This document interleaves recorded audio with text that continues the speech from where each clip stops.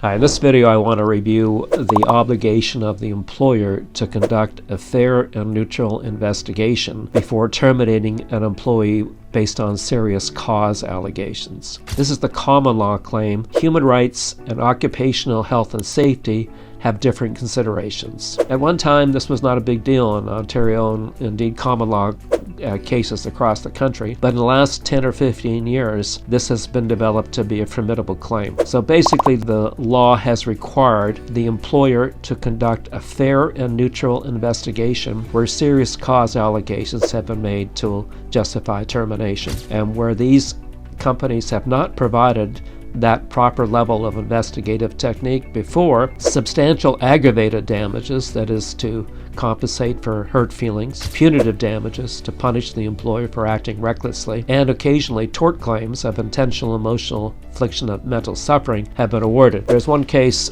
in Ontario named Downhan where the employee recovered $50,000 in aggravated damages plus a further $100,000 in punitive damages. Needless to say, his wrongful dismissal case succeeded as well, just because the employer did not conduct a proper investigation before the employee's termination. Another case in the Alberta Court of Appeal, the employee, a senior manager, was accused of sexual harassment of two female subordinates, and because of that, they did conduct an investigation in that case, but it was found to be improvident, conflicted, and ineffective, and he recovered an additional $75,000 in punitive damages. There's a famous case in Ontario called Pate versus Galway. Now that was an exceptional case because the employer not only did not conduct a proper investigation, but also it caused criminal charges to be laid against the individual, and it was found that the employer did not give the full nature of all evidence, including exculpatory evidence, to the police, resulting in the criminal charges. The employee got off the criminal charges, won the wrongful dismissal claim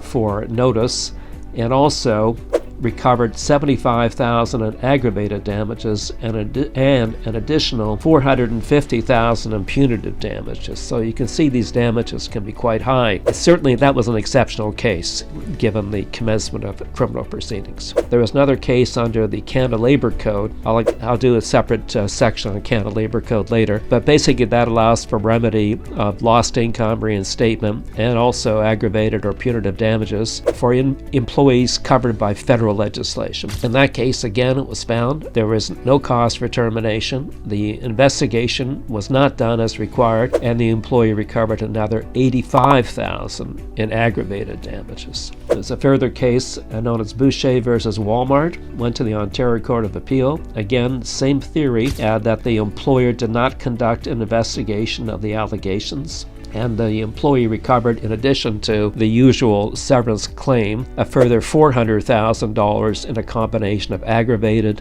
punitive, and tort claims. So you can see these claims are extremely substantial, and all the company has to do to avoid the incremental claims, that's aggravated and punitive and the tort, is just conduct a fair and neutral investigation before the employee is terminated.